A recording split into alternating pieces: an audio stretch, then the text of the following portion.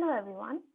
Today I would be demonstrating the first task as a data science and business analytics intern at the Spark Foundation, which is to predict prediction using supervised ML. So the aim of this task is to predict the percentage of a student based on the number of the study hours. So I have used Python 3 as my programming language, and we'll be using Jupyter Notebook as the IDE. This type of problem statement is of linear regression. And so let's get into it. So there are a number of steps to be followed when you are creating a machine learning model. So the 7 steps have been listed out as follows.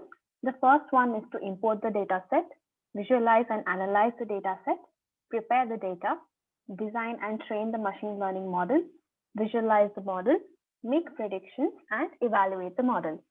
So I'm going to be explaining step by step the entire solution to this problem statement. Now, the step one is to import the data set. I am initially importing all the libraries required for the building of the machine learning model. So we have pandas, numpy, and matplotlib.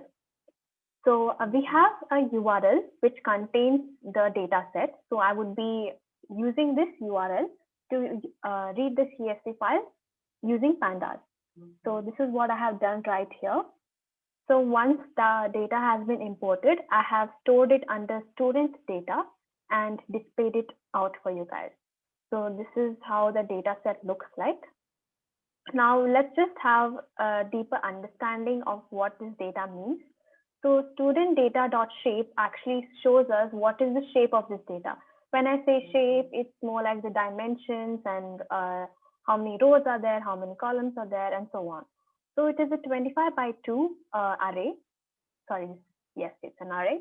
So 25 rows and 2 columns, as you can see. There's from 0 to 24 and 2 columns, which is the hours and the score. Now, when we use student data.describe, we can see that it performs some numerical calculations on the data given to it.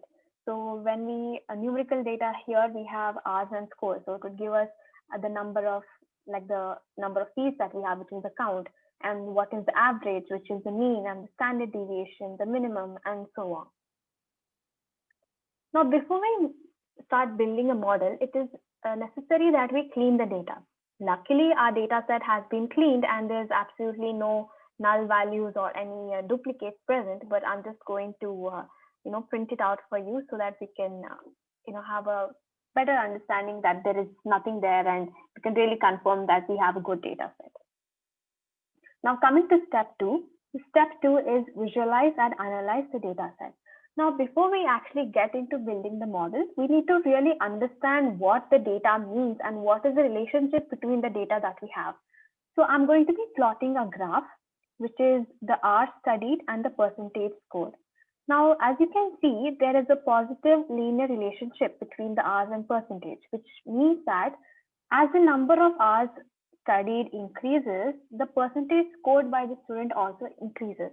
So it's a directly proportional relationship, you can say that. Next comes preparing the data. Here, I am extracting the values of the hours and the scores scored by the student. So X contains the number of hours and Y contains the the scores obtained by the student. So X acts as an input and Y is like the prediction or the output that we would be expecting from the model. Now, once I have extracted the data, I have just printed it out so that you can kind of visualize how it looks like.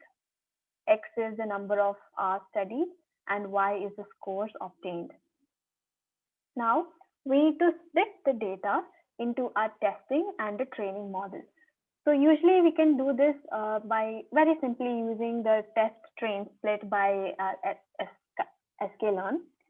So I have done that, and you can always change the test size as you wish, but it's always recommended that we take up a larger training set and a smaller test set, so that it's like the more data you have, the more data you feed into the machine learning model, the better your model performs. So once I have split the data set, I've just again printed it out so that we can see what really is happening in the background.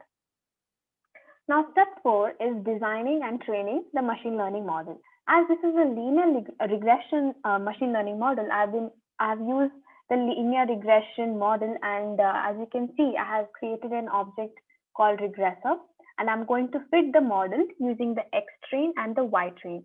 X contains the R's and Y contains the scores obtained by the students. So once that's completed, we go on to visualize the model. Now I have plotted our graph again, and the line, which is basically this formula that you can see here, is basically y is equal to mx plus c, which is the equation of a line. So we're going to plot a line and try to understand what's really happening here and how is the linear regression model working. So the next step is to make predictions. Now, the predictions can always be done using the testing data that we had previously segregated. So I have used ypred here, and I'm going to predict using the predict method for the regressor, and I'm just going to pass that, and it's going to give me the results. So basically, I had initially printed out what is X-test, which is what is the testing data that we're passing to it. And here I'm going to create a data frame for the predicted values versus the actual values. So as you can see, the actual values for the person who has studied 1.5 hours, the actual the score scored by the student is 20, and we have predicted it to be 16. I know there's a little bit of error there, but it slowly decreases as you feed more and more data to the model, and also by making minor changes in the testing and training set and other factors that really control the model.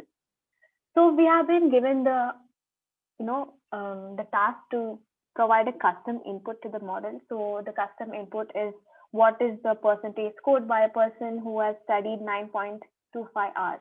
So I'm just going to convert this hours to a list, and then I'm going to pass it into the predict model, because it always receives it as a list, right? A list of lists. So once I have passed that to the model, it's going to predict something. So this is the predicted score for a person who has studied 9.25 hours. So the next step is to evaluate the model. Evaluating the model is really important, as it allows us to compare how well different algorithms or different models perform on our data set. So there are different ways to do this evaluation. I've just noted down 3 of these for you, which is the mean absolute error, the max error, and the mean squared error. The mean absolute error would find the mean and give you the absolute difference between them. The max error is what is the maximum error that you have in your entire model. And the mean square error is basically to find the squares of all the predicted and the actual outputs and give you the mean of that. So this is the entire working of the linear regression model. Thank you so much.